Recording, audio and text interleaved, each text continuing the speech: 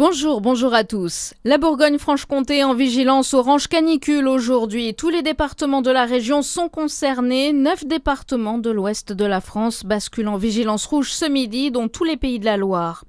C'est une première face aux fortes températures. Le gouvernement déclenche aujourd'hui le plan inédit hors sec chaleur extrême. L'annonce ce matin de la porte-parole de l'exécutif Maude Bréjon sur TF1. Ce dispositif doit permettre, selon elle, de mieux cibler les personnes vulnérables. En Côte d'Or, un plan d'action pour protéger le quartier de la Montagne lancé par la ville de Beaune avec ses 230 habitations disséminées au cœur d'un massif forestier. Le quartier constitue l'un des secteurs les plus sensibles de la commune en matière de risque incendie. Le plan de prévention en élaboration doit associer la ville, l'ONF, la Société des montagnards et les habitants. La communication et la signalisation vont être aussi renforcées. Dans le Doubs, la cueillette des myrtilles et des érelles est interdite. L'arrêté court jusqu'au 1er août. Une mesure afin de préserver la ressource et les plants de myrtilliers avant la pleine maturité des fruits. La récolte de cassis est bien pauvre cette année en Bourgogne-Franche-Comté pour les professionnels, conséquence de la canicule et de la sécheresse. Certaines récoltes se sont faites avec 15 jours d'avance. Le tribunal judiciaire de Besançon lance un travail d'intérêt général environnemental. Ce dispositif vise à renforcer la responsabilisation des auteurs au bénéfice du territoire. La mesure est destinée à ceux qui ont commis une infraction de faible gravité à l'environnement, comme les dépôts sauvages de déchets.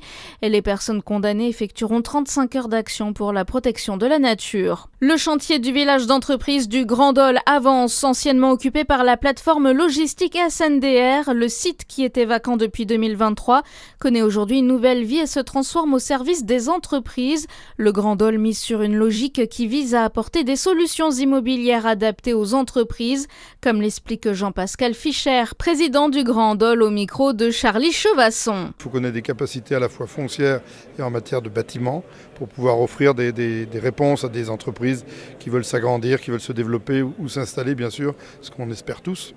Voilà, donc c'est un beau projet, ça permet de faire revivre un ancien site industriel. Je crois qu'aujourd'hui on est sur un nouveau modèle, c'est-à-dire que l'économie ne se développe plus sur des grandes surfaces nouvelles.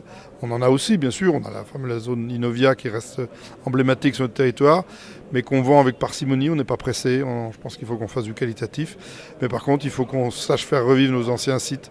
À Dole, hélas, on va voir le site d'Ideal Standard, sur lequel il va falloir qu'on se penche aussi. À terme, le village proposera 6400 m² de locaux. La commercialisation est lancée et la livraison des premiers locaux est programmée pour fin 2027. Et puis le Tour de France, aujourd'hui une 7e étape, quasiment toute plate, entre Ajetmo dans les Landes et Bordeaux. Tadej Pogačar a repris le maillot jaune de leader. Bonne journée sur Fréquence Plus.